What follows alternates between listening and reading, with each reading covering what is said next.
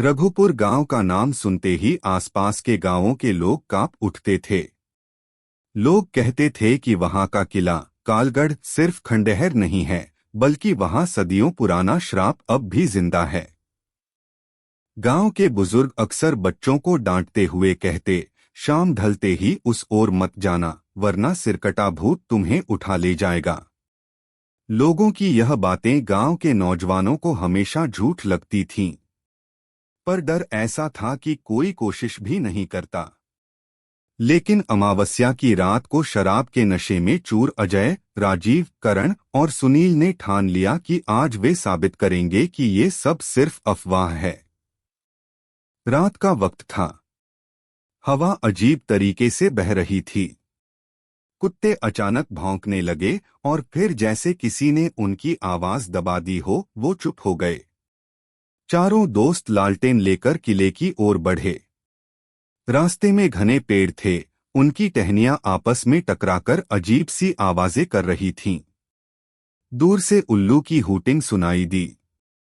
जैसे जैसे वो किले के करीब आते गए, वातावरण भारी होने लगा। सुनील ने कहा, मुझे कुछ सही नहीं लग रहा, शायद लौट चलें। राजीव ने हंसकर कहा, डरपोक है तू। आओ देखते हैं उस सिरकटे को।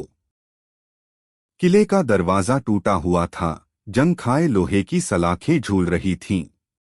चारों अंदर घुसे तो सन्नाटा ऐसा था कि अपने कदमों की आहट तक डराने लगी। दीवारों पर चमगादरें उल्टी लटकी थीं। फर्श पर सूखे पत्ते और टूटी मूर्तियां बिखरी थीं। अचानक एक ठंडी हवा का झोंका आया और सुनील की लालटेन बुझ गई। बाकी तीनों के हाथ कांपने लगे, लेकिन वो आगे बढ़ते रहे। तभी गहरी अंधेरी गली से एक आवाज गूंजी, जैसे कोई भारी सांस ले रहा हो। सुनो, कौन है? मेरी तलाश में?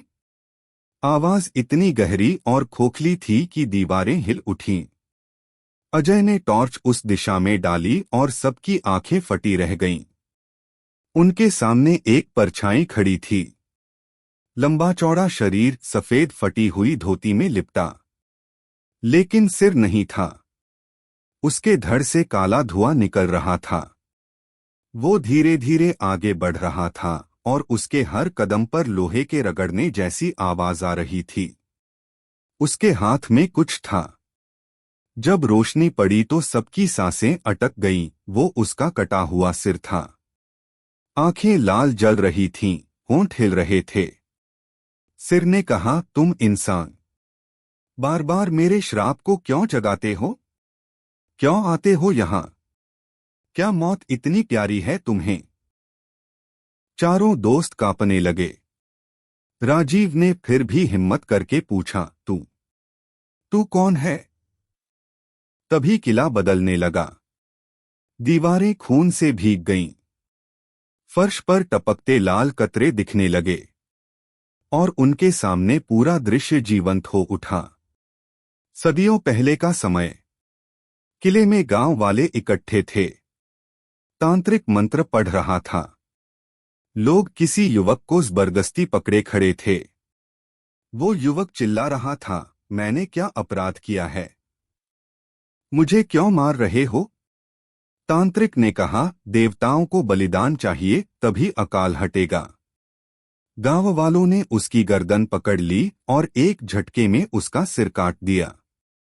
युवक की आखिरी चीख थी, तुम सबको चैन नहीं मिलेगा। जब तक मेरा सिर मेरे शरीर से नहीं जुड़ता, मैं भटकता रहूंगा और तुम्हारे वंशज भी मेरे साथ मरेंगे। दृश्य गायब हुआ और सामने वही सिरकटा भूत खड़ा था। उसने चारों दोस्तों को देखा और कहा, आज मेरे श्राप को जगाने वाले तुम हो। अब तुम्हारी बारी है। राजीव डर के मारे गिर पड़ा, उसकी सांसें टूटने लगीं। करण का शरीर कांप रहा था। सुनील दरवाजे पर जाकर चीखने लगा, लेकिन दरवाजा अपने आप बंद हो चुका था। भूत धीरे धीरे पास आया और अपना सिर जमीन पर रखा। सिर जमीन पर लुढ़कता हुआ अजय के पैरों तक पहुंच गया। अचानक सिर की आंखें खुलीं और हंसी गूंजी, अब तुम भी मेरे जैसे बनोगे। किला हिलने लगा। लालटेन बुझ गई। अंधेरे में सिर्फ चारों की चीखें गूंजने लगीं। अगली सुबह गांव के लोग जब खेतों की ओर निकले तो उन्होंने देखा कि कालगढ़ के पास जमीन पर खून के धब्बे फैले हुए थे। लेकिन चारों दोस्त कहीं नहीं मिले। उस दिन के बाद से लोग कहते हैं कि अब सिरकटा भूत अकेला नहीं है। अमावस्या की रात अगर कोई कालगढ़ की ओर जाता है तो उसे 5 परछाइयां दिखाई देती हैं, एक बिना सिर का और बाकी 4 इंसानों जैसी। मगर उनकी आंखों में वही लाल आग जलती रहती है। गांव के बुजुर्ग अब कहते हैं कि श्राप बढ़ चुका है। अब हर पीढ़ी में कोई न कोई उस भूत के हवाले होता रहेगा। अमावस्या की रात के बाद गांव में अजीब सी खामोशी छा गई। लोग फुसफुसाते थे कि चारों दोस्तों की चीखें आधी रात तक पूरे जंगल में गूंजती रहीं और फिर अचानक थम गईं। उनके घरवालों ने बहुत ढूंढा, तालाबों में, जंगलों में, यहाँ तक कि श्मशान में भी, लेकिन चारों का कोई निशान नहीं मिला। लेकिन चौथे दिन की रात को गांव की एक औरत ने देखा कि उसके घर के दरवाजे पर खून से भीगे पैरों के निशान बने हुए हैं। सुबह तक वो निशान गायब हो गए, जैसे कभी थे ही नहीं। धीरे धीरे लोग महसूस करने लगे कि अब किला ही नहीं, पूरा गांव उस श्राप में घिर चुका है। रात होते ही कुत्ते बिना वजह चीखने लगते, बच्चे अचानक रो पड़ते और सबसे डरावना, कभी कभी गांव के लोग सपने में देखते कि चारों दोस्त उनके दरवाजे पर खड़े हैं, आंखों में लाल आग, और धीरे से कहते हैं, हम वापस आ गए हैं। बुजुर्ग कहते हैं कि सिरकटा भूत का श्राप अब पूरा गांव ढो रहा है। अमावस्या की रात जब हवा तेज चलती है तो कालगढ़ से 5 चीखें एक साथ सुनाई देती हैं, एक भारी, खोखली और बाकी 4 इंसानी, जिनकी गूंज सीधा दिल को चीर देती है। लोग आज भी मानते हैं कि अगर कोई अमावस्या की रात कालगढ़ की ओर चला जाए तो उसकी परछाई वापस नहीं लौटती, और अगर लौटती भी है तो कभी इंसान जैसी नहीं होती।